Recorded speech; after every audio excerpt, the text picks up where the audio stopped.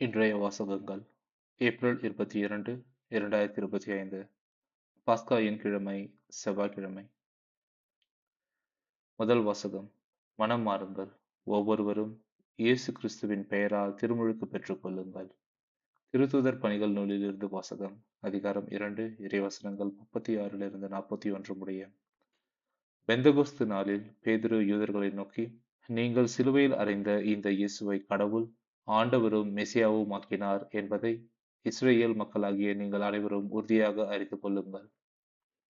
அவர்கள் இதை கேட்டு உள்ளம் குத்தப்பட்டவர்களாய் பேதுருவையும் மற்ற திருத்துதர்களையும் பார்த்து, சகோதரரே, நாங்கள் என்ன செய்ய வேண்டும் என்று கேட்டார்கள். அதற்கு பேதுரு அவர்களிடம், நீங்கள் மனம் மாறுங்கள், உங்கள் பாவங்களில் இருந்து மன்னிப்பு பெறுவதற்காக ஒவ்வொருவரும் இயேசு கிறிஸ்துவின் பெயரால் திருமுழுக்கு பெற்றுக் கொள்ளுங்கள். அப்பொழுது தூய ஆவியை கொடையாக பெறுவீர்கள். ஏனென்றால் இந்த வாக்குறுதியானது உங்களிடம் உங்களது பிள்ளைகளுக்கு தொலையில் உள்ள யாவருக்கும் ஆண்டவராகிய கடவுள் தம்மிடம் அழைக்கும் அனைவருக்கும் உரியது என்றார். மேலும் அவர் வேறு பல சான்றுகளை எடுத்து கூறி, நெறிகெட்ட இந்த தலைமுறையிலிருந்து உங்களை காப்பாற்றிக் கொள்ளுங்கள் என்று அறிவுறுத்தினார்.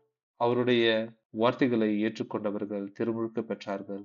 அன்று ஏறக்குறைய 3000 பேர் அவர்களோடு சேர்க்கப்பட்டனர். இது ஆண்டவரின் அருள்வாக்கு. இறைவா உமக்கு நன்றி.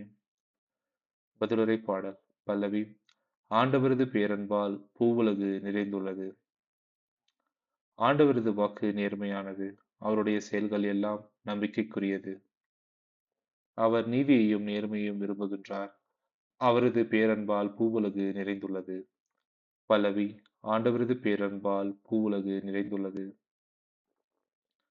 தமக்கு அஞ்சி நடப்போரையும் தம் பேரன்புக்காக காத்திருப்போரையும் ஆண்டவர் கண்ணோக்குகின்றார். அவர்கள் உயிரை சாவினின்று காக்கின்றார். அவர்களை பஞ்சத்திலும் வாழ்விக்கின்றார். பல்லவி. ஆண்டவரது பேரன்பால் பூவுலகு நிறைந்துள்ளது. நாம் ஆண்டவரை நம்பியிருக்கின்றோம். அவரே நமக்கு துணையும் கேடையும் ஆவார். உம்மையே நாங்கள் நம்பியிருப்பதால் உமது பேரன்பு எங்கள் மீது இருப்பதாக. பல்லவி. ஆண்டவரது பேரன்பால் பூவுலகு நிறைந்துள்ளது. நற்செய்தி வாசகம். நான் ஆண்டவரை கண்டேன். யோவான் எழுதிய தூய நற்செய்தியிலிருந்து வாசகம். அதிகாரம் 20 இறைவசனங்கள் 11 18 முடிய. அக்காலத்தில் மரியா கல்லறைக்கு வெளியே நின்று அழுது கொண்டிருந்தார். அழுது கொண்டே கல்லறைக்குள் குனிந்து பார்த்தார். அங்கே வெண்ணாடை அணிந்த 2 வானதூதரை அவர் கண்டார். இயேசுவின் உடலை வைத்திருந்த இடத்தில் ஒருவர் தலைமாட்டிலும் மற்றவர் கால்மாட்டிலுமாக அவர்கள் அமர்ந்திருந்தார்கள். அவர்கள் மரியாவிடம், அம்மா, ஏன் அழுகிறீர் என்று கேட்டார்கள். அவர் அவர்களிடம், என் ஆண்டவரை எடுத்துக்கொண்டு போய்விட்டனர். அவரை எங்கே வைத்தனரோ எனக்கு தெரியவில்லை என்றார். இப்படி சொல்லிவிட்டு அவர் திரும்பி பார்த்தபொழுது இயேசு நிற்பதைக் கண்டார். ஆனால் அங்கு நிற்பவர் இயேசு என்று அவர் அறிந்து கொள்ளவில்லை. இயேசு அவரிடம், ஏன் அம்மா அழுகிறாய்? யாரை தேடுகிறாய்? என்று கேட்டார்.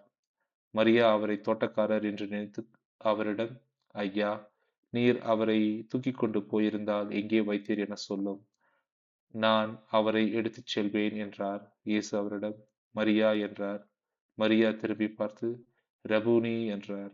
இந்த எபிரேய சொல்லுக்கு போதகரே என்பது பொருள். இயேசு அவரிடம், என்னை இப்படி பற்றிக் கொள்ளாதே. நான் என் தந்தையிடம் இன்னும் செல்லவில்லை. நீ என் சகோதரர்களிடம் சென்று அவர்களிடம், என் தந்தையும் உங்கள் தந்தையும் என் கடவுளும் உங்கள் கடவுளுமானவரிடம் செல்லவிருக்கிறேன் என சொல் என்றார். மகதலா மரியா சீடரிடம் சென்று, நான் ஆண்டவரைக் கண்டேன் என்றார். தம்மிடம் இயேசு கூறியவற்றையும் அவர்களிடம் சொன்னார். இது ஆண்டவரின் அருள்வாக்கு. இறைவா உமக்கு நன்றி.